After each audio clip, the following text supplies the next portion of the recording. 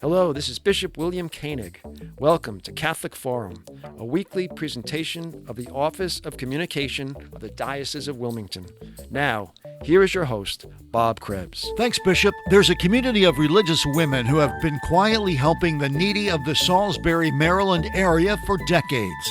On this episode of Catholic Forum, after a news update from the Dialog, we'll talk to two little sisters of Jesus and Mary, Sister Marilyn Bouchard and Sister Virginia Peckham.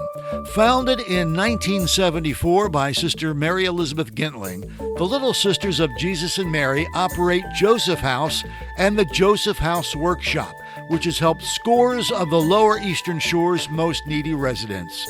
We'll learn about their history, charism, and work when Sisters Marilyn and Virginia are my guests on this edition of Catholic Forum. I hope you find today's program informative and inspirational. Now the news. Thank you, Bob Krebs. With news for the Catholic community of Delaware, Maryland's Eastern Shore, and beyond, I am Joseph P. Owens, editor of the Dialog. More than 2,000 people packed the convention center in Ocean City, Maryland, October 5th, for the day-long Diocese of Wilmington Eucharistic Congress. The day began with the opening prayer and keynote speech. Let this be a day when your ears are open to hear the voice of the Good Shepherd, said keynote speaker Archbishop Richard Henning, soon to be head of the Archdiocese of Boston. Let this be a day when your eyes are opened to the presence of the one who has loved you and loved you until the end.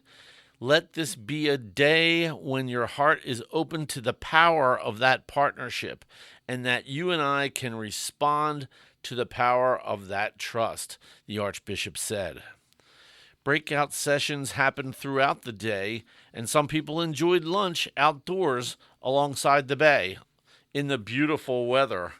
The concluding Mass was celebrated by Bishop William Koenig of the Diocese of Wilmington, Bishop W. Francis Malooly, Bishop Emeritus in Wilmington, Bishop Bruce Lewandowski, Auxiliary of the Archdiocese of Baltimore, and nearly 100 members of clergy.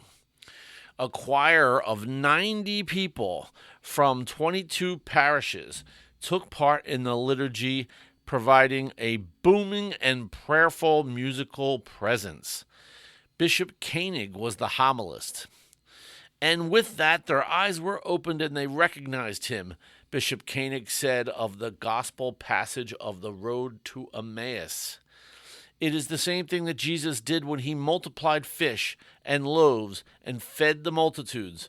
It is the same thing Jesus did at the Last Supper. It is the same thing that Jesus does through the priest every time we come to Mass. It is through these words and actions at Mass that Jesus enters into our midst, body and blood, soul and divinity, and we especially enter into Jesus' death and resurrection. Upon their eyes being opened, the bishop said, Jesus disappears from their midst. The disciples, however, have been transformed. From being dejected, they now have hearts that are on fire. They immediately leave and return to Jerusalem to tell others the good news that Jesus lives. There has been a visitation and an invitation, and now there is a proclamation. May our hearts, like Cleopas and his companion, be set on fire by the greatest of God's gifts, the sacrament of the Eucharist. May we, in the words of St. Augustine, become what we receive and go forth to bring Jesus to others. The complete homily from Bishop Koenig, along with a replay of the keynote speech, can be found at thedialog.org. Also online are articles, photo galleries, videos, and more from the Eucharistic Congress. Items can also be found on all social media streams of the Dialog, including Facebook, X, Instagram, and TikTok. Find all the coverage online and subscribe to the Angelus digital newsletter for free local news from the diocese by visiting online at thedialog.org/newsletter. 3 days a week, you will get free news, photos, and information from the Diocese of Wilmington by signing up at thedialog.org/newsletter. And don't forget, for up-to-the-minute news, visit thedialog.org and pick up a copy of the Dialog newspaper in the Catholic churches and schools in the Diocese of Wilmington. For Catholic Forum, I'm Joseph P. Owens, editor of the Dialog. This is Catholic Forum. I'm Bob Krebs, and my guests today are from the Little Sisters of Jesus and Mary, a community of vowed Catholics, women, religious, based in Salisbury, Maryland. And my guests are Sister Virginia Peckham and Sister Marilyn Bouchard. Sisters, welcome to Catholic Forum. Thank you. Thank you, Bob. You are one of, I think, just 2 religious communities actually based in our diocese. I think the other one would be the Benedictines, who were at Ridgely but are now in Newark. But you are celebrating your 50th anniversary. Tell us a little about your community and about its founding. Well, Sister Mary Elizabeth Gintling, who is our foundress, was a little sister of the poor for over 20 years. It was there that she learned her deep faith and spirituality and her own work with the poor that they cared for at that time. She had an inner call from the Lord that she felt was calling her to go out and serve the poor as their needs appeared. And she waited 5 years. She spent 5 years in discernment before actually making the attempt to leave the Little Sisters and see just where and how the Lord was calling her. That was a journey in itself.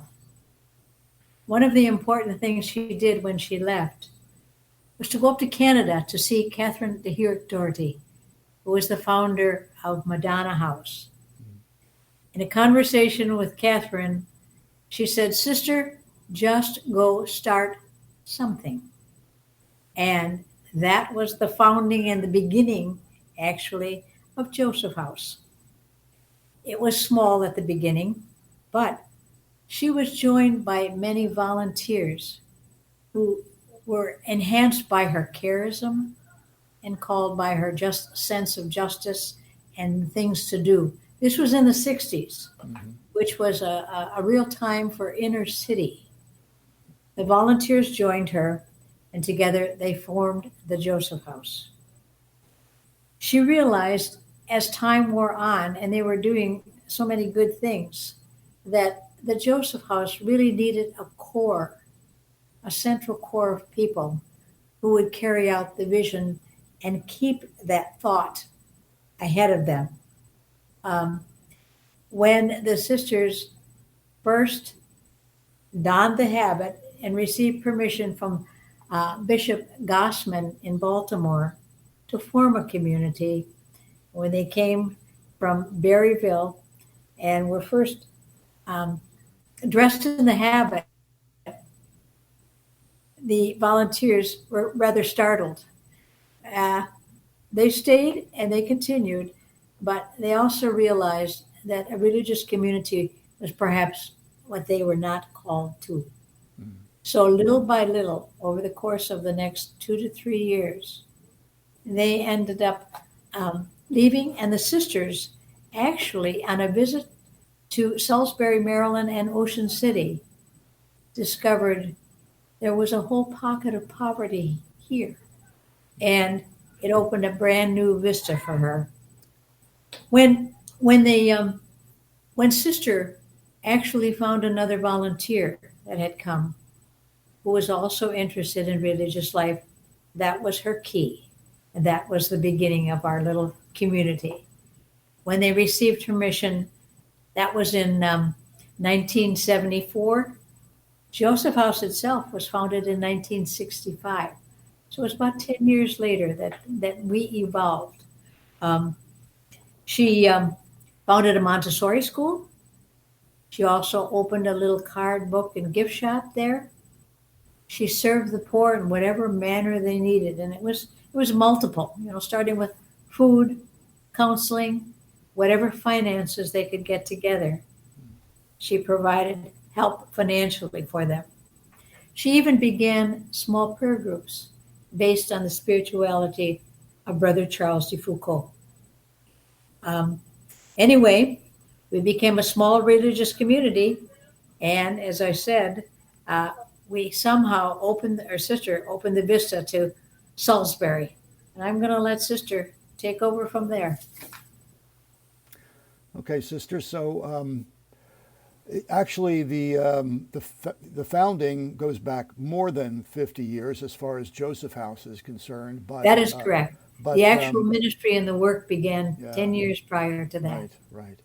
So, Sister, pick it up from there. You folks. Well, I also know, Bob, that you asked me, or you were thinking about Sister Mary Elizabeth and herself. Yes, about her. What made her so special? Yeah. She almost had a mystical wisdom and a charism, and it drew people in quickly. She had a deep faith and trust in God. She had a vision and a great sense of humor, which also was very attractive to people. She was a terrific storyteller, and we affectionately called her Mother Goose. She was candid, honest, and she always sought the truth. Her feet were always planted firmly on the ground, while her heart was always engaged with the Lord and what he wanted her to do. She really, really wanted to serve the poor in whatever way he called her to. It was very important to her, and she said, it was like water. I must have it. She promised the Lord that she would do the work if he would provide the means. She has, and he did. That's beautiful, sisters. So at the beginning of the Little Sisters of Jesus and Mary, how many sisters were there? Was it just Sister Mary Elizabeth Gintling, or were there other sisters? Just two at the beginning, Sister Patricia Guidra and Sister Mary Elizabeth Gintling. It took 5 years before the first person came on board, and then they had 3. So at one time we were as many as 12. How many now, Sister? So now there's 6. 6, okay. What, 6 mighty sisters. So tell us about Joseph House and the Joseph House workshop. Okay, so the Joseph House is on Boundary Street. We got a large piece of property donated by a donor, a generous donor in the 80s. It filled out the Joseph House Center. We were able to have a lot more storage, warehouse, and we got the Joseph House workshop building. The donor asked us, she said, I have one requirement, which is that we start a soup kitchen. So in addition to the soup kitchen, we have other ministries. And the philosophy was to directly serve the poor, whatever their needs, to stabilize family life, both immediate and with an eye to the future, and to promote social justice according to the gospel. So in addition to the soup kitchen, we have a food pantry, which provides supplemental food once a month. We have financial assistance for pressing needs. This is really unique in our area, that we could give out financial assistance without a lot of requirements, except that they would qualify, because of their income level. But we're able to help people that no other agency helps. It's especially for evictions, utility cutoffs, but also for other things like medications and some other really urgent needs. We have a payee program, and that helps people who, for various reasons, are unable to handle paying their bills. We can step in and handle that for them and get them stabilized and help them to prosper on their small incomes. We have a hospitality room for the homeless. I work in that room. There, it's a day room in the morning, weekdays. They come in, they can have breakfast, they can take a shower, they can launder a change of clothes. We can provide them with some clothing. They have lunch, And above all, they can have a safe space where it's calm and hopefully hospitable, and where they can have a little camaraderie and get off the streets. We have the Joseph House Workshop. Yeah, what is the workshop, Sister? The workshop is a residential program for men, up to 8 men, and they're usually men who are kind of exhausted and and kind of need to make a new start, usually homeless. Sometimes they have substance abuse problems, but not always. So they can join this program, get stabilized, get some material and spiritual help. And then after a little while, they begin to look for either training to get a good, steady job or to actually go out and work. They can stay there for 2 years, save money, and get a kind of emotional and spiritual stability that they need to go back out there and to have a more fulfilling life. I give an art class at the workshop, so it's kind of comic relief, but right now we're making mosaics. Oh, nice. So we have different mosaic signs and decorations around the workshop. Not only the workshop, but the Joseph House, just having that area where the homeless folks can come in and be safe and get clean and be supported and not judged. That must just be quite a blessing to those folks who are in the Salisbury area. We think it is. Yeah. We think it is. One time, this man was talking about a quarrel that had happened somewhere, and he said, "We're not like that. We don't have time for that kind of foolishness. We're the Joseph House people." That made me feel good. Yeah, absolutely. Sister Elizabeth also founded the Joseph House Village, which became the Village of Hope, and that was for women, single women and women with children. And we had up to 14 women and children staying there, up to 14 rooms, little apartments for them. And there again, it's a 2-year program where they could get their feet on the ground and get a good new fresh start and get a lot of supports for parenting, find good jobs and that sort of thing. Yeah. My guests today on Catholic Forum are from the Little Sisters of Jesus and Mary, a religious community, religious women based in Salisbury, Maryland. They operate the Joseph House and the Joseph House Workshop and other ministries. Sister Virginia Peckham and Sister Marilyn Bouchard are here with me today. And Sister, what's a typical day like for one of the sisters? That's me, right? I'm going to give her the typical day. Her day is never typical because she's the superior. We rise early. We try to put about a holy hour in. Then we have morning prayer. Then we have Mass. Then we have breakfast, and some of us go to work at the center, the Joseph House Center, until noon, and we have some lunch. And then miscellaneous work in the afternoon, often sort of errands and things for the community. Then at home, some of us, we alternate cooking, and we have evening prayer and dinner, and then recreation with the community after that. You're kind of busy, it looks like, plenty to do. Sister, True. What attracted you to the Little Sisters? How long have you been a member of the community, and what attracted you? Go ahead. You continue. Oh, I've been here 12 years. I'm a widow, and my husband and I were very close, and he was ill for a while. And once he died, I realized that I was going to have a whole new life anyway. And I was a fairly new Catholic and pretty excited about the faith.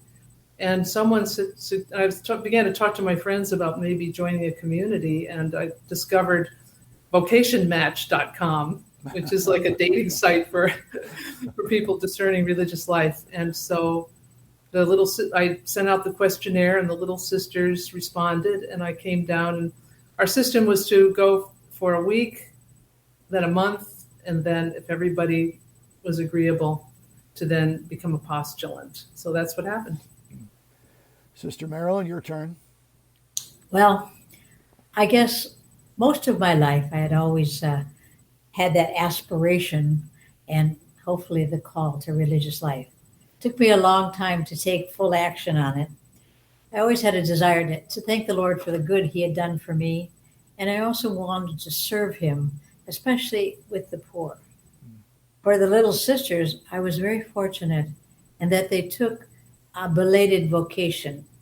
I was in my 40s, mid 40s, when I first entered. I've been here over 34 years, about now. Anyway, as I said, one of the wonderful things about the sisters is Sister Mary Elizabeth always said, she doesn't do the calling, God does. And so she has left this window of opportunity for people who are a little older or who are a little above somebody else's top framework for age. And we've had people who have come at various ages. You know, laughingly, I came in, I had a good job. I was happy in the job. I was going back to school to regain my teaching credentials. And anyway, I just needed a new break. The Extension magazine came to my desk where I was working, and it had a beautiful length of articles in Sister Mary Elizabeth. So I thought, maybe a resident volunteer would be a good thing, a diversion and something changed with, somewhere in the back of your head, you think, well, maybe this is the time. Well, after a conversation, after a visit, I have to tell you quickly, I came on a turnaround bus to the pro-life march in Washington, called Sister, somehow got a hold of her and said, could I come? She said, I'm on retreat. Could you come next week? And I said, sure. Well, I was coming from Wisconsin. But I drove and spent some good time with them. And after I talked to Sister and spent a little time with her, before I knew it, I was signing on the dotted line to become a sister. And it's been a gift, either the Lord set it up for that operation, or she was praying that maybe I change my mind and come on board. That's fine.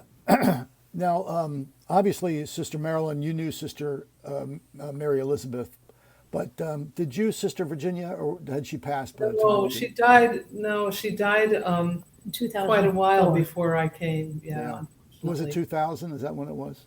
2004. 2004. Yeah, I've been here at the diocese since 2000, and I remember when she passed. So, yeah. Just shy of 90. Oh, gosh. What does the future hold for the Little Sisters? What is your future plans? Well, we are still a small community. As I said, at one time we were 12. We now have 6 members, and that's our total number. We have one sister who is officially retired, but she is a prayer warrior. She spends so much time in prayer that she supports us in that totally. The rest of us are engaged in anywhere from the center, the workshop.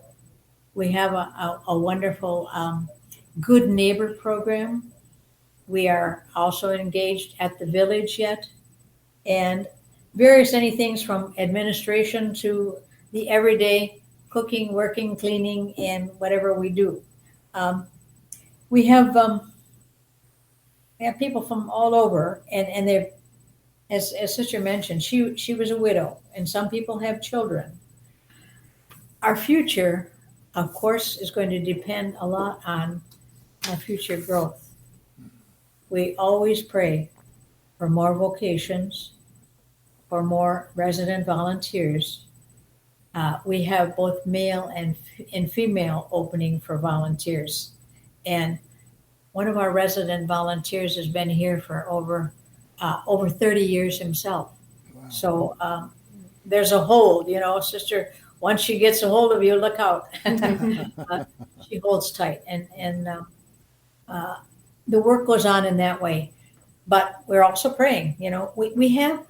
We have ministries. If we didn't have volunteers, Bob, we couldn't do anything. They are the ones who are underpinning. Mm-hmm. They're faithful.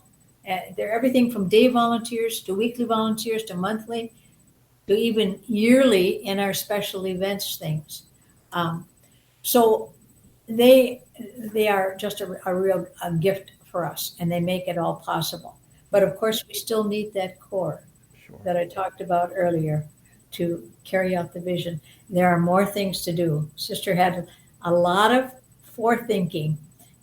One day she was hoping for an entire complex of people that lived in proximity, formed community, and just made, like a little so-called village, let's say, just working and helping and creating an extended community.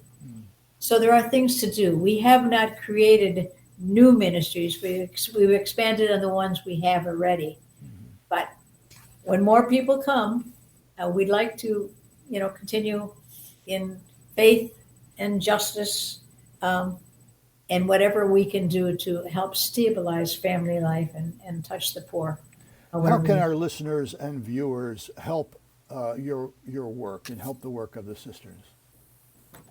Well, we have multiple links to share with Joseph House. We have a monthly newsletter. So we also, the best way is to go to the website probably. It's thejosephhouse.org. We have of course we have an email address and phone number and the address all on that website. Mm-hmm. I guess we want to mention some of our upcoming events. Do we have a moment, Bob, to just say? Sure, please do. Yes. So we had a golf tournament, a fundraising golf tournament we had 16 of them, but we finally had to end that one this year.